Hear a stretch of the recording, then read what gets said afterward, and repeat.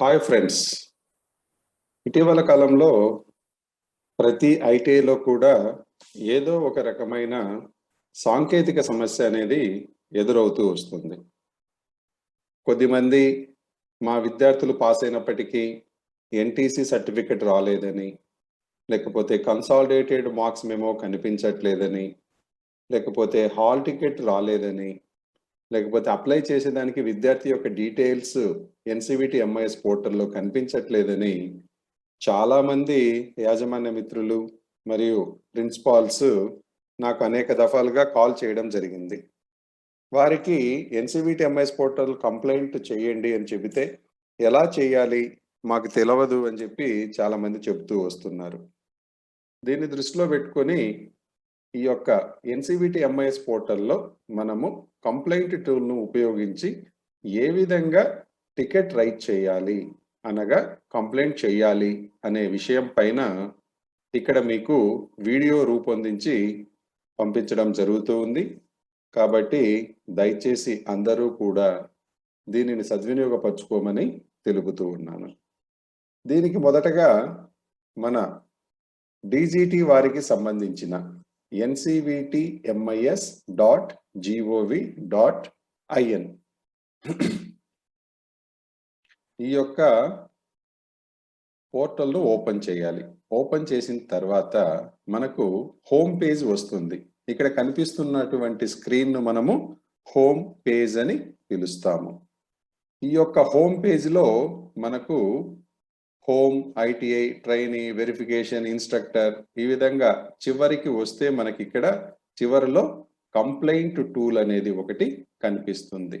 ఇది ఖచ్చితంగా చెప్పాలంటే లాగిన్ కిందనే మనకు కంప్లైంట్ టూల్ అనేది కనిపిస్తుంది.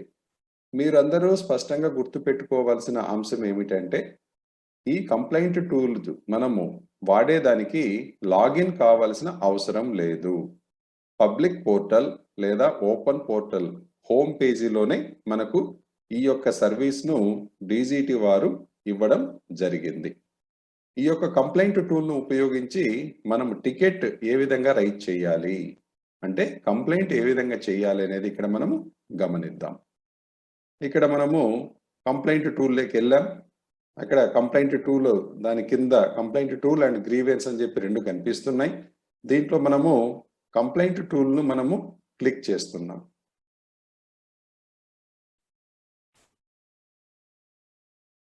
కంప్లైంట్ టూల్ పైన క్లిక్ చేసిన వెంటనే మనకు ఈ విధంగా స్క్రీన్ కనిపిస్తుంది. Welcome to DGT service desk. అయితే ఇక్కడ మీకు చాలామంది ఇక్కడి నుంచి ఎలా ముందుకు ప్రొసీడ్ ఇవ్వాలనేది తెలియట్లేదు. ఇక్కడ నేను మీకు చెబుతున్నాను. మొదట మీ యొక్క ఐటీఐకి సంబంధించిన పిఆర్ కోడ్ అంటే NCVT MIS registered PR code ఏదైతే ఉందో అది ఇక్కడ మనము టైప్ చేస్తాం. నేను ఉదాహరణకి నేను ఇక్కడ చేస్తున్నాను, గమనించండి. ఇక్కడ _C అనేది తప్పనిసరిగా టైప్ చేయాలి. చాలా మంది పిఆర్ కోడ్ టైప్ చేయండి అంటే నేరుగా నెంబర్ కొట్టి _C అనేది టైప్ చేయకుండానే ముందుకెళ్తున్నారు. సో ఇక్కడ ఒక ఐటీఐ కోడ్ నేను ఇక్కడ నమోదు చేశాను. నమోదు చేసిన తర్వాత ఇక్కడ మనకు పాస్వర్డ్ ఏమిటి అనేది చాలా మందికి సహజంగా వచ్చే డౌట్. అయితే మొట్టమొదటిసారి ఎవరైతే ఈ యొక్క సర్వీస్ను ఉపయోగిస్తున్నారో వారు పాస్వర్డ్ను టైప్ చేయవలసిన అవసరం లేదు. ఇక్కడ మీ యొక్క పిఆర్ కోడ్ ఎంటర్ చేసిన తర్వాత నేరుగా లాగిన్ మీద క్లిక్ చేయాలి.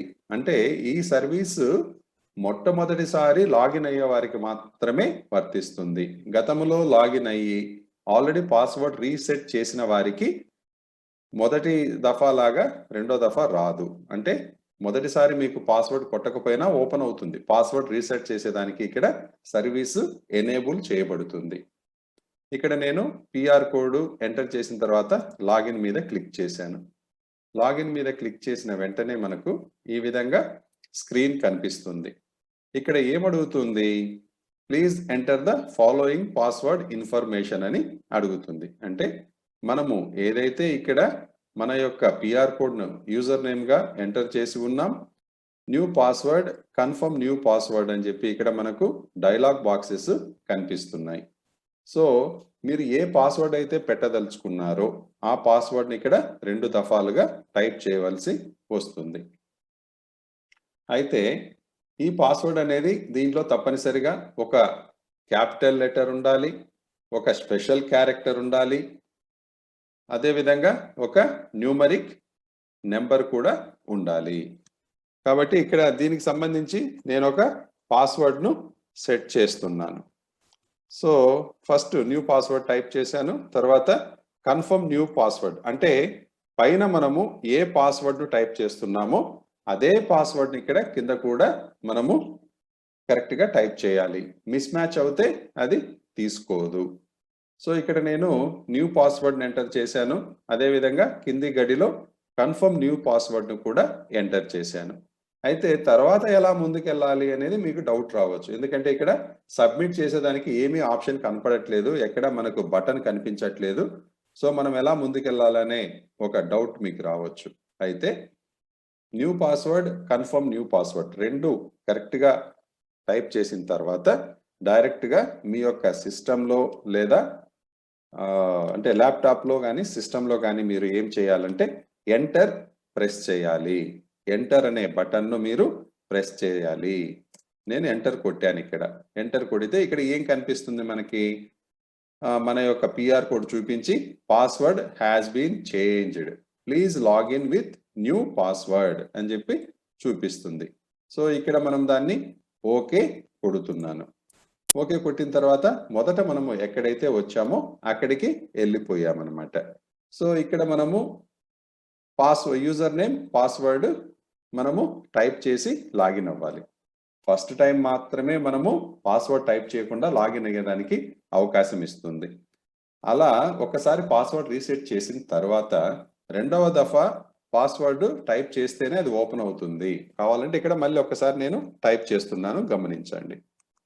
సో ఇది ఇందాక ఆల్రెడీ నేను పాస్వర్డ్ రీసెట్ చేశాను, single only user name type చేసి.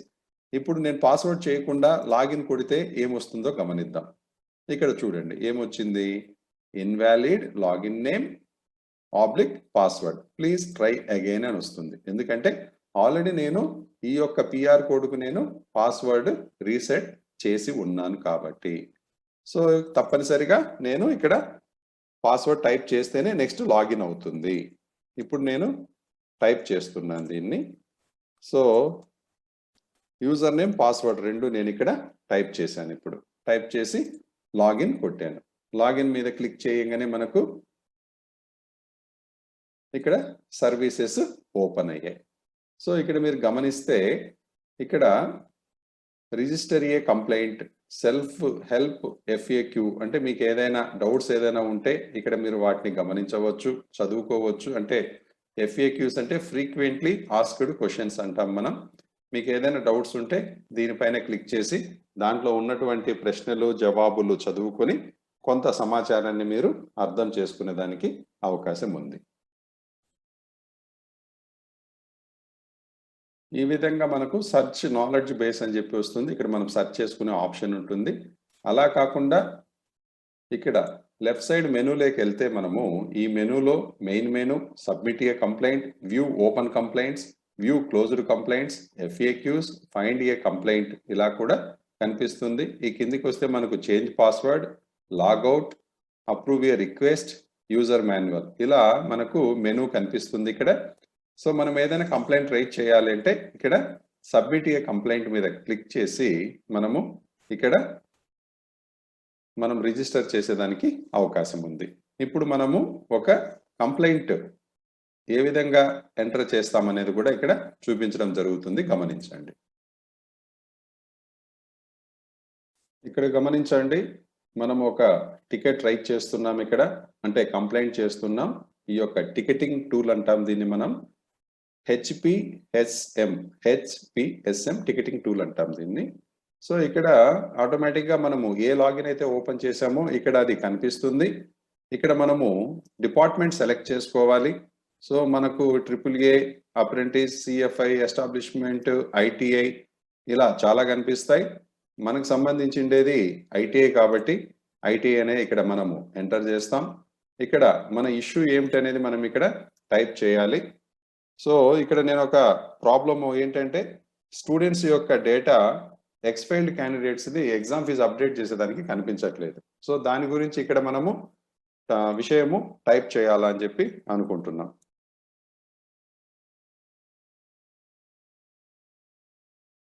ఇక్కడ మనకు స్టూడెంట్ డేటా కనిపించట్లేదు కాబట్టి మనం ఏం పెడుతున్నాం ఇక్కడ AITT October 2021 trainees data is not appearing in the database. So కింద మనము డిస్క్రిప్షన్ కూడా ఇస్తున్నాం. ఏంటి the below sir madam the below mentioned ex failed candidates data is not appearing NCVT MIS login under exams menu to update their exam fee details to make them appear for AITT supplementary exams. Kindly pursue the issue at the earliest. ఆ యొక్క student యొక్క details కూడా ఇక్కడ మనము ఇవ్వడం జరిగింది. చివర్లో thanks and regards అని చెప్పి పెట్టేశాం. ఇంకా మిగిలిన డీటెయిల్స్ ఏం పెద్దగా ఇవ్వాల్సిన అవసరం లేదు.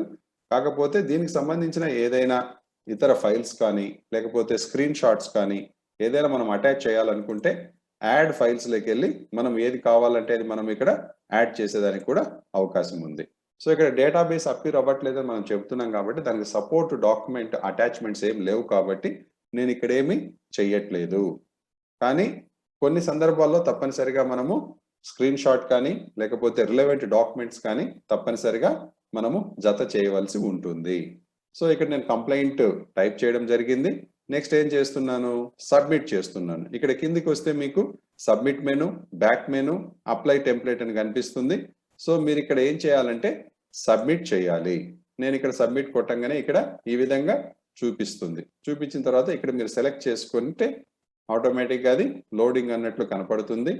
లోడింగ్ అయిన తర్వాత మీకు టికెట్ రైట్ చేయడం అనేది జరుగుతుంది. కొద్దిమందికి ఇక్కడ రెండు కనిపిస్తాయి. ఎవరికైనా C1 C2 ఉంటే లేదంటే సింగిల్ మాత్రమే కనిపిస్తుంది.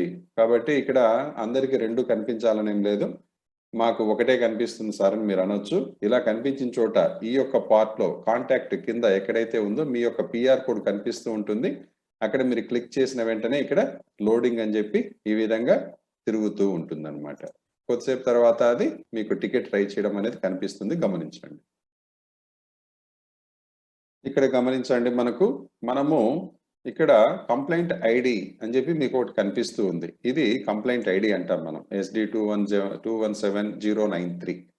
సో ఇక్కడ ఏ దాని కింద రైట్ చేసాము, మన యొక్క కోడ్ ఏమిటి, ఏ మెయిల్ ఐడి కింద ఉంది ఇది, తర్వాత మనకు ఏ ఫోన్ నెంబరు రిజిస్టర్ అయి ఉంది అంటే మన ఎన్సివిటి ఎంఐఎస్ పోర్టల్ రిజిస్టర్ అయిన ఫోన్ నెంబర్ ఈమెయిల్ ఐడినే ఇక్కడ కనిపించడం జరుగుతుంది.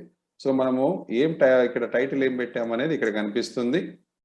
అదేవిధంగా మనం పెట్టిన కంప్లైంట్ ఇక్కడ కనిపిస్తుంది. సో కంప్లైంట్ కోడ్ అనేది మనం ఏం ఎంటర్ చేయాల్సిన అవసరం లేదు, తర్వాత వస్తుంది. సొల్యూషన్ వాళ్ళు ఏదైనా మెన్షన్ చేస్తే అది ఇక్కడ కనిపిస్తుంది. సో ఈ విధంగా కిందికి వస్తే మనకు సర్వీస్ డెస్క్ లో మనము ఎక్కడ ఉంది ఇది అనేది కూడా మనం కనిపిస్తుంది. మనం లాగ్ అయ్యాం. తర్వాత ఇప్పుడు కేటగరైజేషన్ జరుగుతుంది. అంటే ఇది అర్జెంటా, ఆవరేజా, ఇంకా ఏదో వస్తుంది. తర్వాత work in progress, review, closure, withdrawal ఇలాంటి ఆప్షన్స్ ఉంటాయి. సో ఇవన్నీ మీరు ఇక్కడ గమనిస్తే మనం పెట్టిన కంప్లైంట్ అనేది ఇక్కడ మీకు కనిపిస్తుంది.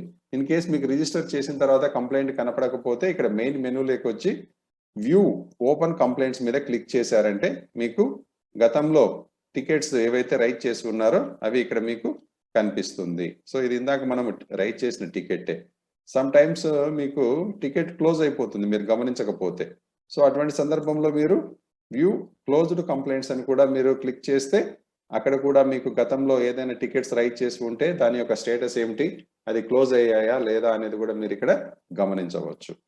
అయితే ఇక్కడ మనము ఏదైతే మనకు మెయిల్ ఐడి రిజిస్టర్ అయ్యిందో ఆ మెయిల్ ఐడికి మీరు కంప్లైంట్ చేసిన వెంటనే మీ మెయిల్కు కంప్లైంట్ చేసినట్టుగా మెయిల్ వస్తుంది.